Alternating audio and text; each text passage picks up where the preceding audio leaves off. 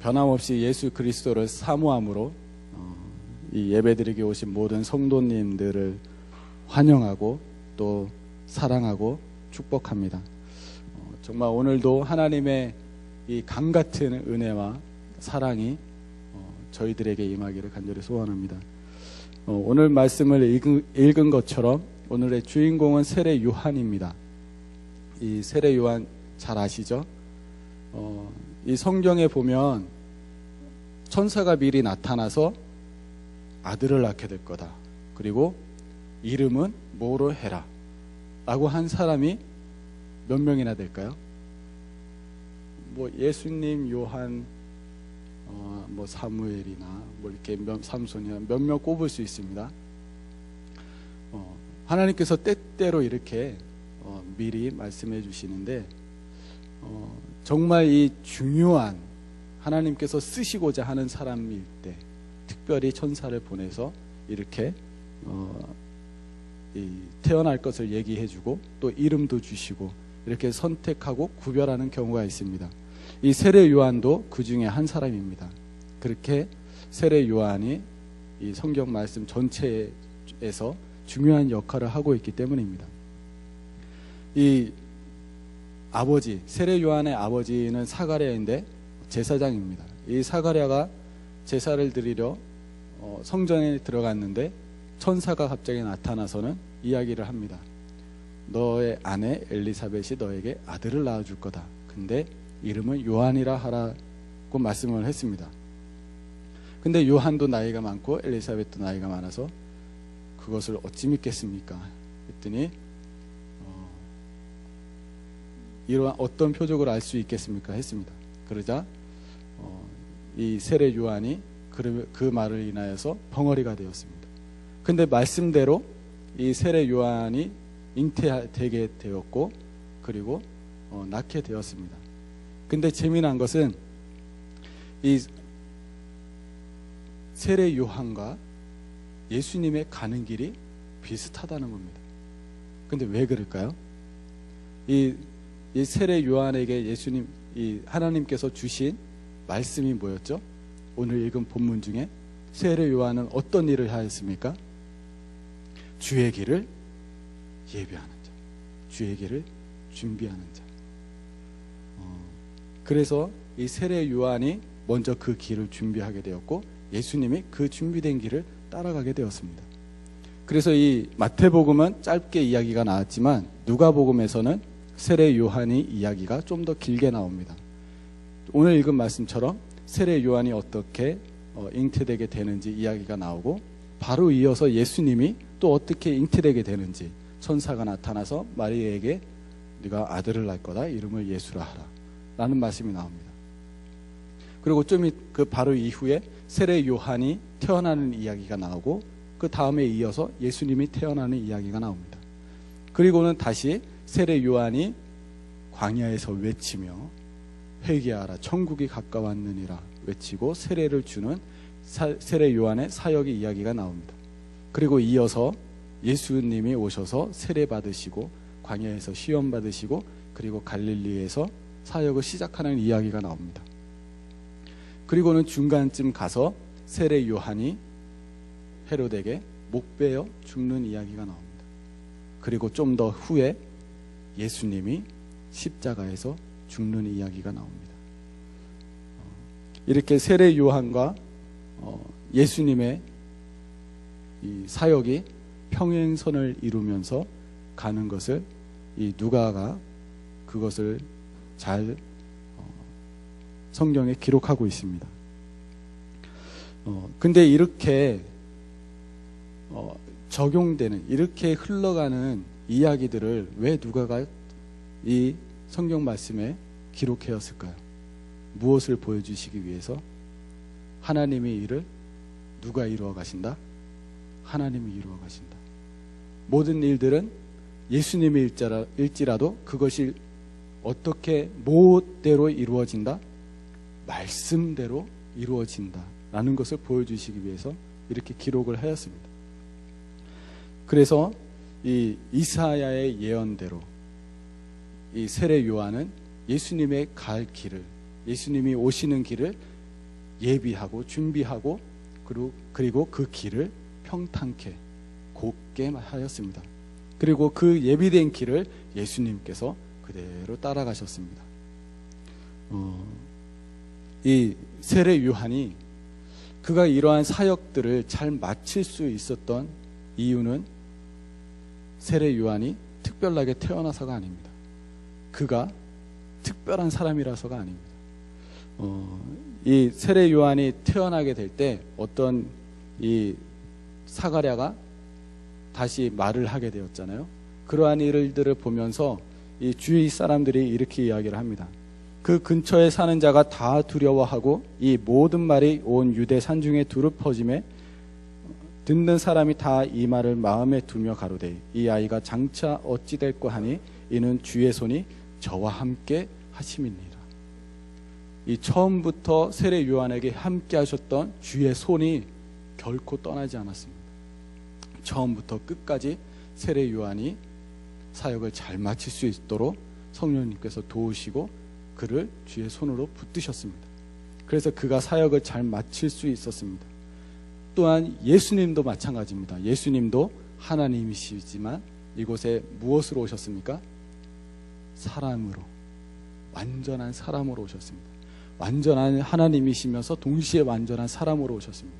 그래서 예수님도 성령이 필요하셨습니다. 그래서 성령과 함께 하심으로 오직 순종함으로 예수님도 그 사역을 잘 마치시고 그리고 십자가에서 죽으시고 그리고 3일 만에 다시 살아나셔서 하나님 나라에 가셨습니다. 성경 말씀이 여기서 끝날까요? 여기서 끝나면 저희가 이 자리에 없겠죠. 근데 성경 말씀이 여기서 끝나지 않습니다. 예수님이 다시 말씀하십니다. 예수님이 승천하실 때 옆에서 두 천사가 말을 합니다. 예수님이 보신 그대로 다시 오실 것이다. 주님 다시 오십니다. 이것을 누가 제일 싫어할까요? 주님 다시 오시는 거를? 사단이 제일 싫어합니다. 그래서 틈만 나면 우리를 미혹해 합니다. 그래서 우리가 많이 경험했죠. 예수님이 언제 올 거다, 언제 올 거다, 언제 올 거다. 그러나 다 실패했습니다. 예수님 오지 않으셨습니다. 그러면 당연히 사람들은 어떻게 생각합니까? 그 선지자, 그 예언자가 잘못됐다고 이야기를 합니다. 생각을 해야 됩니다. 근데 오히려 그 예언이 잘못된 것이 아니고 그 전체가 다 잘못됐다고 이야기를 합니다. 그래서 지금 세대에 주님 다시 오시는 것을 이야기하는 것이 쉽지 않은 세대가 되었습니다. 그러나 주님은 정말 다시 오실 것입니다.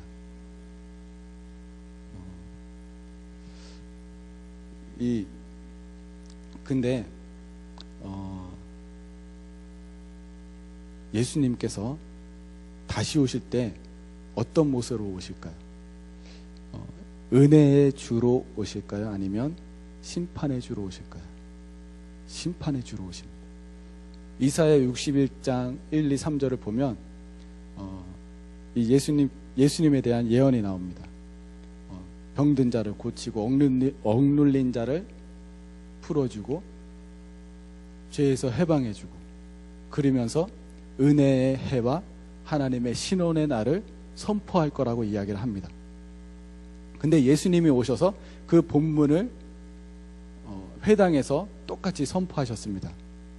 그런데 뭐를 뺐습니다. 내가 이곳에 온 것은 은혜의 해를 선포하러 왔다고 이야기를 하십니다. 처음에 예수님께서 오셨을 때는 심판의 주가 아니요 은혜의 주로 오셨습니다. 근데 세례 요한이 아무리 이 사역을 잘 감당했지만 세례 요한도 착각한 게 하나가 있습니다. 그것은 예수님께서 심판주로 오신다는 것을 세례 요한은 믿었던 것 같습니다. 그래서 세례 요한이 예수님의 사역을 보시면서 감옥에서 갇혀 있을 때 예수님에게 사람을 보냅니다. 오실 그이가 당신이십니까? 아니면 제가 다른 일을 기다려야 되겠습니까? 라고 질문을 합니다. 왜 그랬죠? 세례 요한은 예수님이 오셔서 심판하실 줄을 믿었습니다.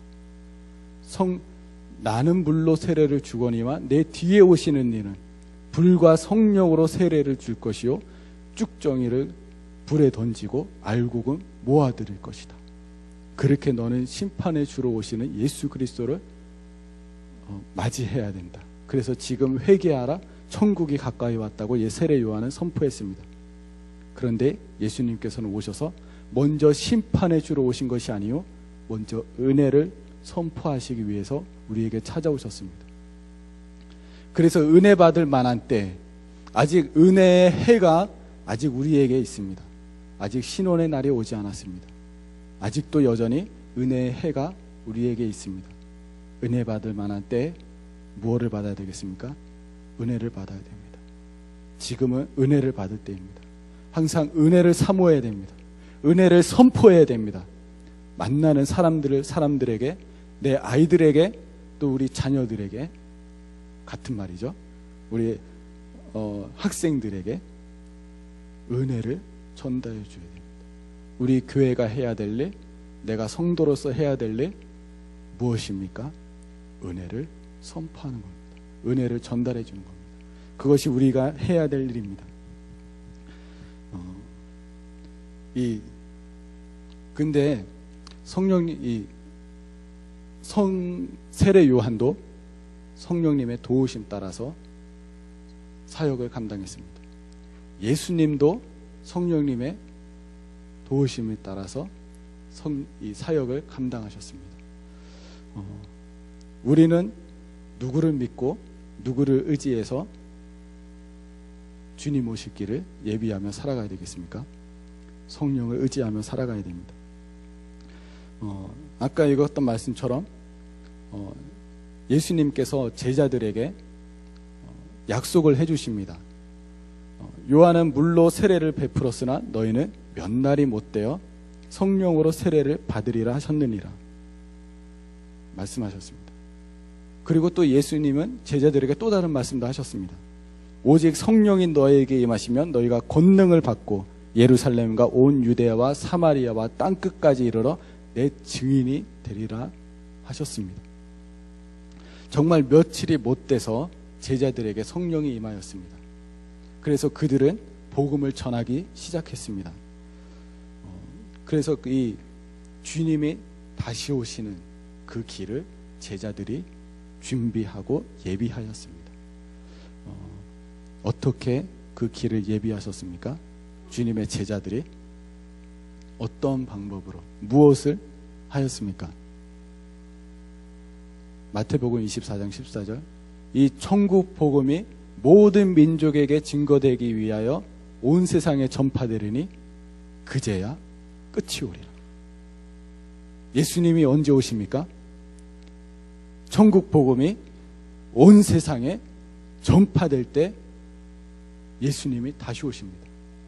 그것을 제자들이 그 다시 오실 길을 준비하고 있는 것입니다. 세례 요한에게 주님 오실 길을 예비하라고 하나님께서 사명을 그렇게 부르셨고 소명하셨고 사명을 주셨고 그 비전을 따라서 세례 요한은 사역을 마쳤습니다. 예수님도 하나님의 부르심을 받았고 이 땅에 구원을 주시기 위해서 이 땅에 오셨습니다. 그리고 하나님께서 주신 그 사명 따라서 이 사명 따라서 살아가셨고 그 사역을 완성하셨습니다. 그리고 그것을 다시 누구에게 건네주셨습니까? 제자들에게 주셨습니다. 이 제자들에게 다시 오실 예수 그리스도를 준비하라고 말씀하셨습니다. 그리고 성령을 약속하셨고 사명도 주셨습니다. 온 땅 끝까지 가서 증인이 되라고 사명을 주셨습니다. 그리고 제가 하고 싶은 말은 뭐예요? 우리에게도 똑같이 사명 부르셨습니다. 그리고 사명을 주셨습니다. 무슨 사명입니까? 주님 오실 길을 예비하는 겁니다. 온 땅에 땅 끝까지 가서 주님의 복음을 전파하는 그러한 사명이 우리에게 있습니다. 그런데 문제는 우리보다 앞서간 모든 사람들의 삶이 어땠을까요? 세례 요한은 낙타 털옷을 입고 메뚜기와 석청을 먹으며 주님 오실 길을 예비하고 끝내는 목베어 죽임을 당했습니다. 그리고 자신의 사명을 마쳤습니다. 예수님은 제자들과 함께 사역을 하다가 그리고 십자가에서 죽으셨고 또 그분의 사명을 다 이루셨습니다. 그리고는 다시 부활하셔서 부활의 첫 열매가 되셨습니다. 그리고 하나님 나라로 가셨습니다. 그리고 제자들도 성령을 받고 예수 그리스도의 천국 복음을 전하다가 대부분 순교를 당하였습니다. 이 12 사도들이 어떻게 죽었는지 아십니까? 베드로는요, 거꾸로 십자가에 매달려서 돌아가셨습니다. 베드로의 이 형제, 이 안드레는 X자형 십자가에 달려서 죽었습니다. 그리고 야고보는 첫 번째로 순교를 당했죠. 헤롯에게 목베어 죽임을 당했습니다. 오직 한 사람 살았는데 그것이 요한입니다. 요한도 로마에서 끓는 기름 가마솥에 던져지는 사형 선고를 받았습니다. 그런데 기적적으로 살아나게 되었고 반모섬에서 유배되었다가 에베소로 가서 그곳에서 담임 목사로서 사역을 하시다가 그곳에서 죽었습니다. 그리고 빌립은 기둥에 묶여서 매맞아 죽었습니다. 그리고 마태는 이 민을창이라고 이 도끼와 낙과 창이 하나로 묶여진 창인데 그것에 찔려서 죽었다고 합니다. 그리고 시몬은 이 십자가에서 달려서 죽었고 도마는 창에 찔려서 죽었습니다. 그리고 바돌로메, 이 나다나엘은 산채로 가죽이 벗겨져서 죽었습니다. 그리고 다데오, 페르시아에서 순교를 당했고 또 다른 야고보는 성전탑에서 던졌는데 죽지 않아서 나무망치로 때려서 죽었다고 합니다. 그리고 이 마지막으로 충원되었던 사도 마띠아도 마찬가지로 돌팔매질을 당했습니다. 그런데도 죽지 않자 목베어 죽였다고 합니다. 바울은 로마에서 로마 박해 시대 때 성도들과 함께 목베어 죽였습니다. 저희들도 주님의 제자입니다. 주님의 오실 길을 예비하는 사람입니다. 그 길을 따라가는 사람입니다. 이런 일들이 우리에게도 일어날 수 있습니다. 그런데도 여러분 따라가시겠습니까? 아멘. 우리는 우리 시대에 어떻게 주님의 오실 길들을 예비하며 살아가야 되겠습니까? 많은 분들이 이야기합니다. 나 은퇴하고 선교지 가려고, 나 은퇴하고 뭐 하려고. 나중의 일은 어떻게 알겠습니까? 지금이 중요한 거 아니겠습니까? 주님께서, 하나님께서 나중에 필요하셨다면, 나중에 내가 필요했다면 나중에 부르셨겠죠. 근데 지금 나를 부르셨다면 내가 지금 해야 될 일이 있다는 건 아니겠습니까? 나에게 주신 소명과 비전이 무엇인지 알고 계십니까? 나는 지금 무엇을 위해서 하나님께서 부르셨고 내가 어떤 사명을 가지고 어떤 비전을 가지고 살아가야 되는가?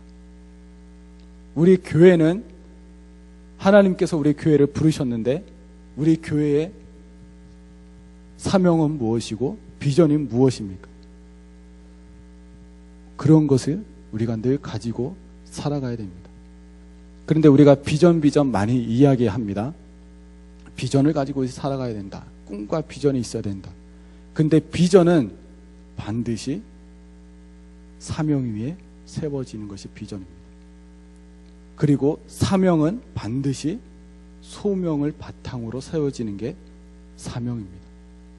하나님이 나를 부르신 것, 하나님이 나를 부르셨을 때 나를 소명, 해서 나를 부르셨을 때 나에게 사명을 주십니다. 그리고 그 사명을 받았을 때 내가 그것을 어떻게 수행하는지 비전을 꿈꾸게 되는 겁니다. 예를 들자면 이런 것입니다. 왕이 있습니다. 그리고 한 장군을 불렀습니다. 그래서 그 장군에게 이야기합니다. 너는 저 지역을 가서 정복하라. 왕이 그 장군을 불렀습니다. 소명했습니다. 그리고는 사명을 주었습니다. 뭐죠? 저 땅을 정복하라는 사명을 주었습니다. 그리고 그 장군은 사명을 받아서 이제 비전을 꿈꾸게 되었습니다. 어떤 비전입니까? 저 땅을, 저 지역을 정복하는 겁니다. 그래서 그 장군은 나아가서 병사를 모집하고 그리고 군대를 모으고 조직하고 훈련하여서 계획을 짜고 그리고 때가 됐을 때 나아가서 그 땅과 전쟁을 하면서 취하는 겁니다. 무엇이 가장 먼저입니까? 소명이 먼저, 부르심이 먼저입니다. 하나님이 우리를 부르셨습니다. 그리고 사명을 주셨습니다. 그리고 꿈꾸게 하셨습니다. 비전을 주셨습니다. 여러분은 어떤 사명을 가지고 어떤 비전을 갖고 계십니까?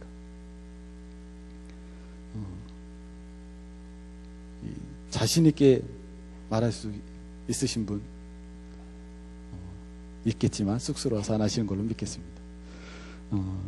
하나님은 첫 번째로 우리를 하나님의 자녀로 부르셨습니다. 예수 그리스도를 들이심으로 우리의 죄에 대한 핏값으로 우리를 사셨습니다. 그래서 우리는 하나님의 자녀가 되었습니다.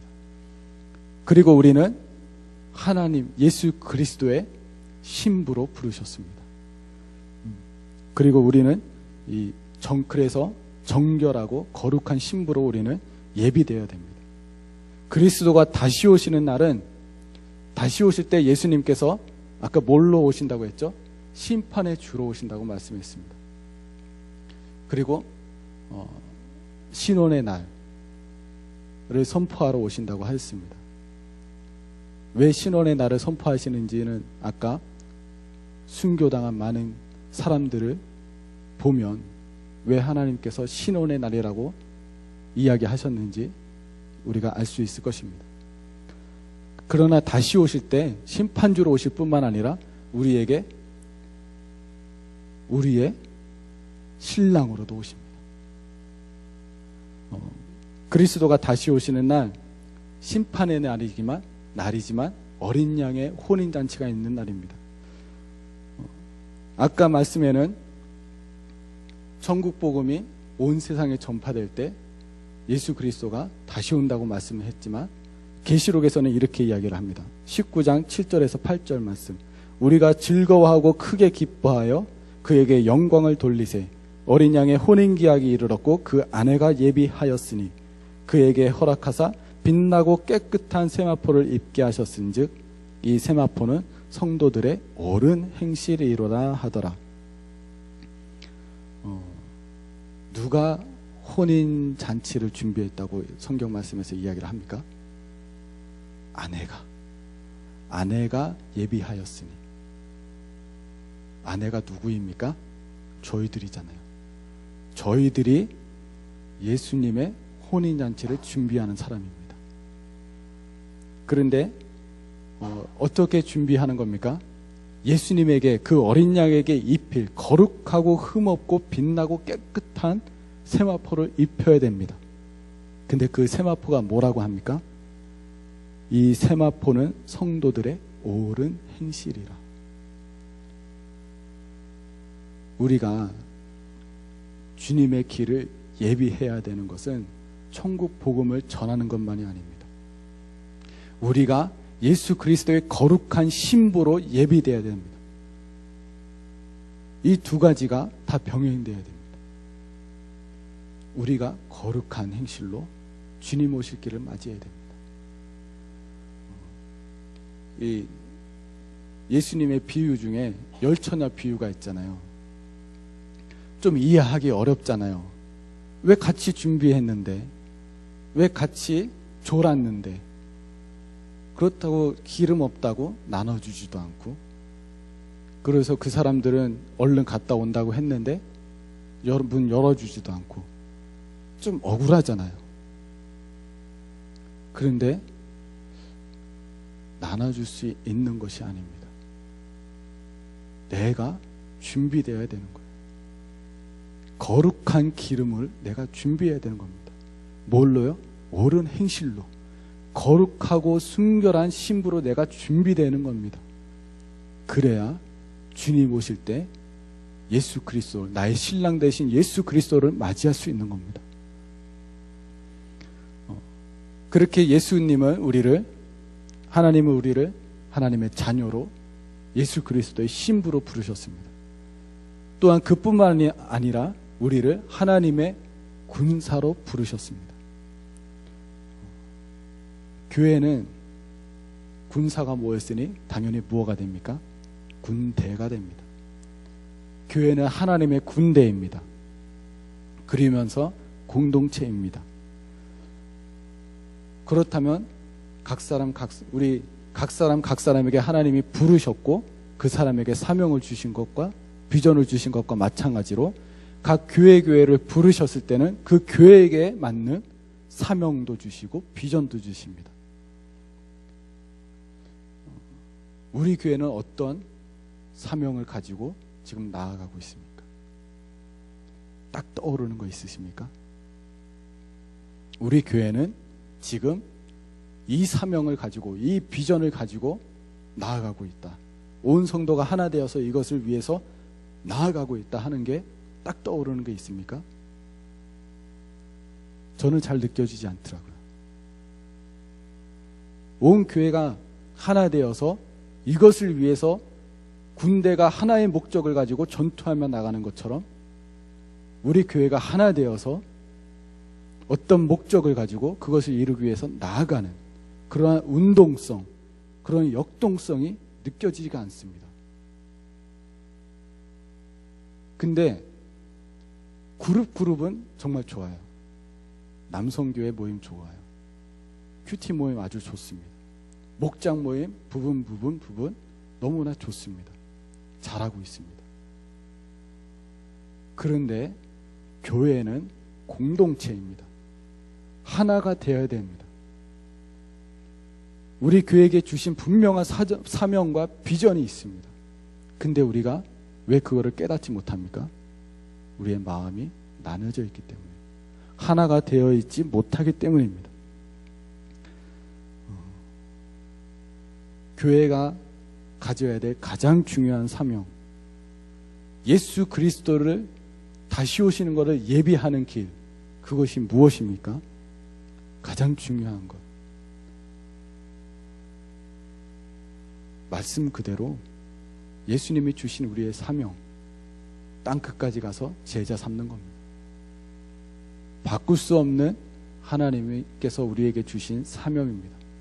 그리고 창세기에서 하나님께서 말씀하신 생육하고 번성하고 땅에 충만하고 정복하고 다스리는 것, 그 사명도 여전히 우리에게 유효합니다.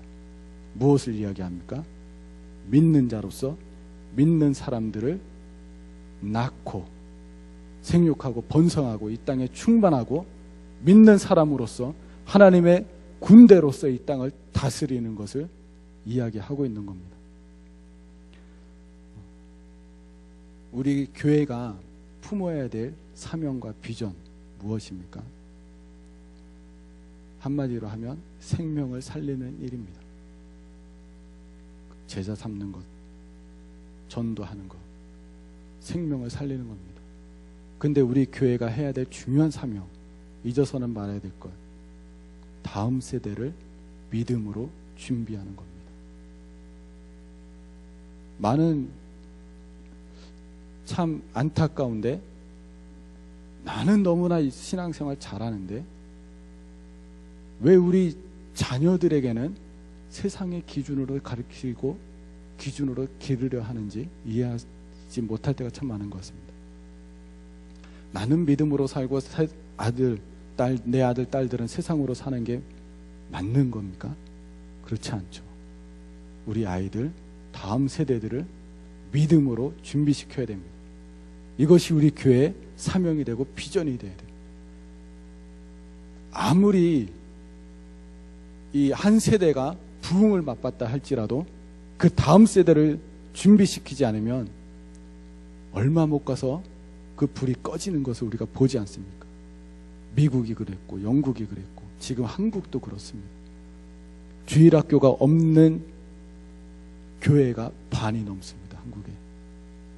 우리 때 상상이나 할 수 있었습니까? 교회 가면 애들이 바글바글 했습니다. 우리 교회에 아이들을 주신 것 하나님의 축복입니다. 우리가 그들을 뭘로 준비시켜야 됩니까? 믿음의 군사로, 하나님의 자녀로, 그리스도의 신부로 준비시켜야 됩니다. 그것이 우리 교회의 사명입니다. 주님께서 우리 교회에 계속해서 젊은 가정들을, 아이들을 보내주신 이유가 거기에 있습니다. 그들을 살려야 하기 때문에 우리에게 그것을 맡기신 겁니다. 그런데 우리 교회가 가장 중요하게 생각하는 것이 무엇인가? 교회의 사명과 비전이 무엇인가? 이 교회가 살아있나 죽어있나? 또는 이 생명력, 건강한 교회인가 아닌가를 알아볼 수 있는 가장 아주 심플한 방법이 있습니다. 그 교회가 재정을 어떻게 사용하는 것을 보면 이 교회가 건강한지 안 건강한지, 이 교회가 생명을 살리는데 초점이 있는지 없는지를 알 수가 있습니다. 우리 교회는 어떻습니까? 자신할 수 있습니까? 우리 교회가 생명을 살리는데 최선을 다하고 있다. 온 교인이 이 목적 하나를 가지고 한 마음으로 나아가고 있다. 자신 있게 이야기할 수 있습니까? 그렇게 나아가야 됩니다. 그렇게 실천해야 됩니다. 우리 교회가 지금 주차장이 많이 이 상태가 안 좋습니다. 그래서 여러 사람이 봉사하고 협력하고 애써서 주차장 공사 비용이 마련이 되었습니다. 10,000불이 넘습니다. 적지 않은 돈입니다. 정말 여러 사람들의 헌신이 있었습니다. 근데 이 주차장 공사를 위해서 마련한 비용이라고 해서 이것을 정말 그 주차장을 위해서 말 그대로 그 땅에 그 돈을 쏟아 부어야 되겠습니까? 아니면 우리의 영적인 눈으로 봐서 우리 아이들 예배 들어가 보셨습니까? 상태가 심각합니다. 안타깝지 않습니까? 그 아이들의 깨어지고 균열가고 구멍 파인 것은 안 보입니까? 우리 주차장에 균열가고 깨지고 구멍 파인 거는 보이는데 왜 아이들이 방황하고 아파하고 그 영이 하나님을 찾아서 목말라하는 것은 왜 우리 눈에 보이지 않습니까? 방황하는 게 보이지 않습니까? 예배 드리는데 아무런 감동도 없이 팔짱 끼고 앉아서 그냥 죽어있는 마냥 앉아있는 우리 아이들 살려야 되지 않겠습니까? 어디다 우리의 재정을 사용해야 되겠습니까? 주차장 바닥에 균열가 있는 거 공사하기 위해서 거기에 돈을 부어야 되겠습니까? 아니면 정말 생명을 살리기 위해서, 아이들을 위해서, 주님 오시는 길을 예비하기 위해서 우리의 것들을 쏟아 부어야 되겠습니까? 어느 것이 예수 그리스도가 오시는 것을, 다시 오시는 것을 예비하는 길입니까? 물어보나 마나 생명을 살리는 길입니다. 어느 것이 더 값어치가 있습니까? 당연히 생명을 살리는 겁니다. 물론 교회를 위해서 봉사하고 헌신해서 깨끗하게 하는 것 값진 일입니다. 그러나 생명을 살리는 일은 아닙니다.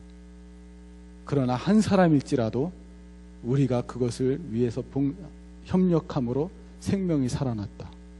주님 오시는 길이 한 걸음도 우리에게 가까이 오는 길입니다. 우리 아이들의 생명을 위해서, 또 아이들뿐만 아니라 믿지 않는 사람들의 생명을 살리기 위해서 우리가 합력하여서 나아가면 어떻겠습니까? 우리가 아무리 다른 목적으로 비용을 마련했다 할지라도 그것을 쏟아 부어서 하나님의 아이들이 하나님의 은혜를 체험할 수 있도록 한다면, 선교 훈련을 보내거나 코스타에 보내거나 아니면 자마에 보내거나. 자마 아십니까? 자마는 김충근 교수님이 세운 겁니다. 미국 땅에 있는 한인들의 2세들의 영적 각성을 위해서 각 지역을 돌아다니면서 아이들을 깨우는 단체입니다. 만약에 우리가 그런 것을 유치할 수 있다면, 그들을 우리가 부를 수 있다면, 우리 교회에서 그것을 감당할 수 있다면 우리 아이들이 살아나지 않겠습니까? 이 지역이 살아나지 않겠습니까? 우리 교회 아니라도 할지라도 우리 교회가 늘 아침마다 기도하잖아요. 이 지역을 위해서 마더처치가 될 수 있도록, 이 지역을 품는, 다른 교회를 품는 어머니 교회가 될 수 있도록 날마다 기도하잖아요. 그러면 기도한 대로 해야 되잖아요. 하나님이 준비하지 않으시겠습니까? 하나님이 준비하시는데 우리가 순종하지 않는다면 그 책임은 누구에게 물으시겠습니까? 당연히 우리에게 묻지 않겠습니까?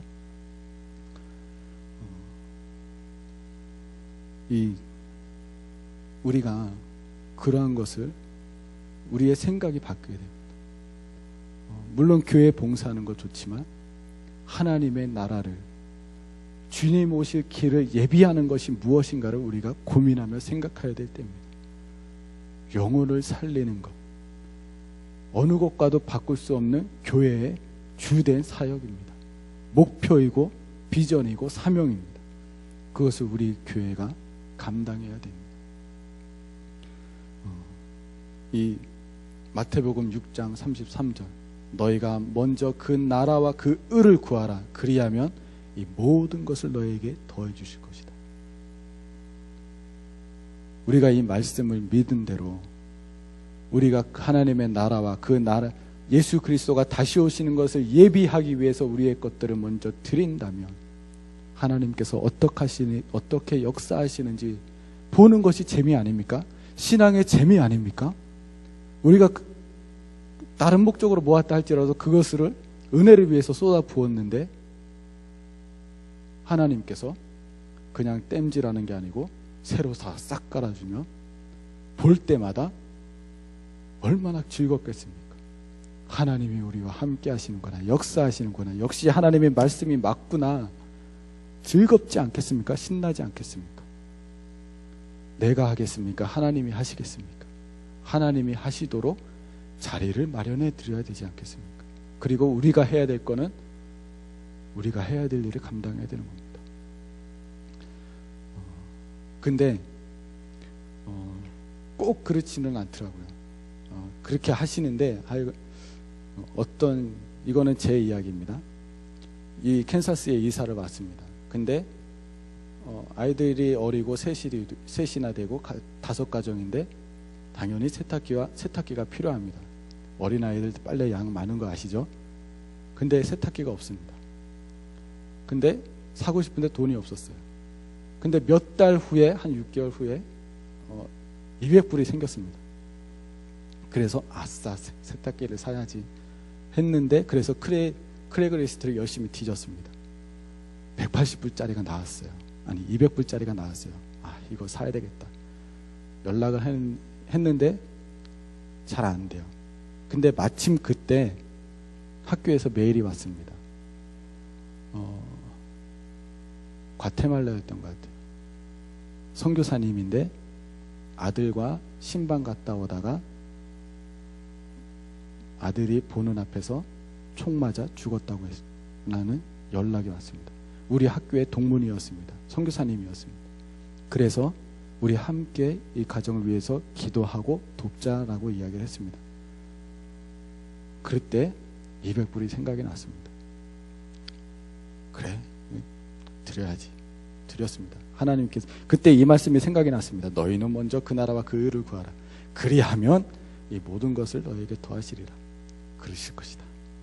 주실 것이다 믿었습니다. 근데 그때 거의 동시에 떠오르는 이 말씀이 있었는데, 그리하지 아니하실지라도.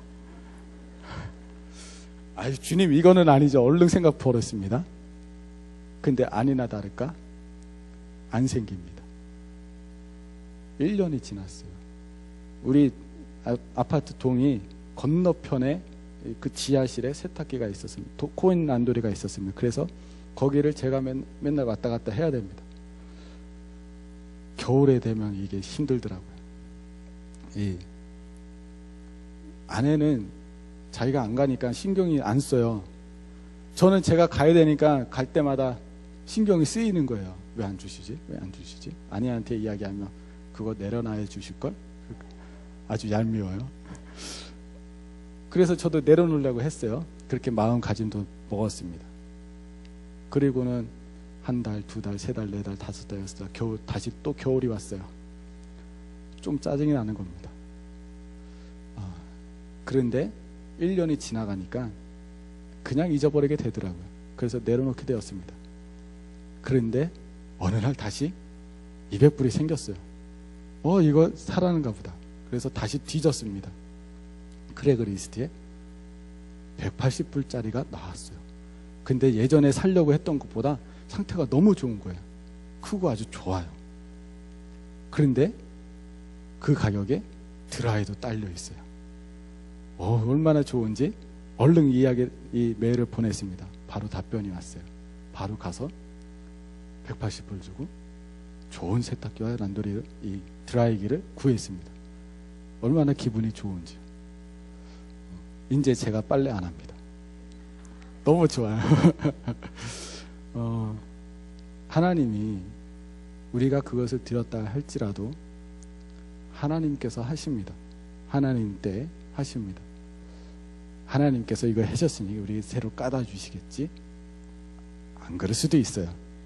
그러나 우리의 기쁨은 어디 있습니까? 물론 그것을 보면서 그것으로 우리가 하나님께서 나와 함께 하신다는 기억을 우리가 떠올릴 수는 있습니다.